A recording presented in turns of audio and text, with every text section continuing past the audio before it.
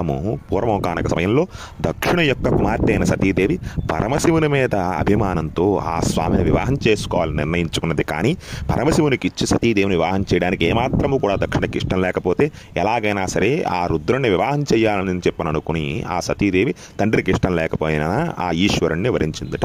అలా కొంతకాలం గడిచిన తర్వాత అలా తన కుమార్తె తన ఇష్టం లేకుండా ఈశ్వరుణ్ణి ప్రేమించింది, వివాహం చేసుకున్నదని చెప్పిన కోపంతో ఆ యొక్క ఈశ్వరుని మీద కోపంతో రగిలిపోయాట ఆ దక్షుడు.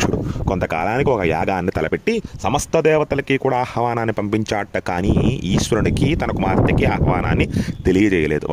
వీళ్ళ ద్వారా విషయాన్ని తెలుసుకున్న సతీదేవి తన భర్త దగ్గరికి వెళ్ళి, ఏమండి నా పుట్టినంట యాగం జరుగుతున్నది, వెళ్తాను అని చెప్పంటే, సతీ మనకి ఆహ్వానం లేదు, పిల్లల పేరంటానికి వెళ్ళకూడదు వద్దని చెప్పిన వారిస్తున్నా సరే పుట్టినంటి మీద మక్కువతో సతీ అమ్మవారు బయలుదేరి యాగానికి వెళ్ళిందట.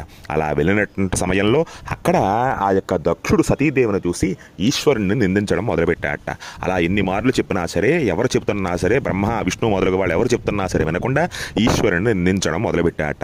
అలా కొంతసేపటికి తన భర్తని నిందించడం వల్ల తన భర్త నిందని విన్న ఈ యొక్క దేహంతో తన భర్తని చూడలేను అని చెప్పిన నా భర్త వద్దన్నా వచ్చాను, ఇప్పుడు ఆయనకి నేను మొహం చూపించుకోవాలని ఆ అమ్మవారు తన యొక్క కాలి వేలుతోటి అగ్నిని రగిలించుకొని అందులో అగ్నికి ఆహుతైపోయిందట సతీదేవి.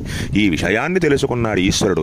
తన యొక్క భార్య ఈ విధంగా అగ్నికి ఆహుతైందనే విషయం తెలియగానే ప్రళయకాల రుద్రుడై జటాజూటాలని విడిచిపెట్టేసి కైలాస పర్వతం మీద ఆ బాధతో నాట్యం చేస్తూ చేస్తూ విపరీతమైనటువంటి కోపోద్రిక్తుడై ప్రళయ రుద్రుడుగా తన జటాజూటాల నుంచి ఒక శిరోజాన్ని లాగి కైలాస పర్వతానికి ఆ జూటాన్ని ఒక్కసారి వదిలించగా ఆ జూటానికి కైలాస పర్వతానికి కొట్టగానే అందులోంచి ఉద్భవించాట ప్రళయకాల భీకరమైనటువంటి రూపంతో శరభాకారంతో ఆ యొక్క హరహర మహదేవ శంభూ శంకర అనేటువంటి ఘోషతో వీరభద్రుడు ఉద్భవించాట.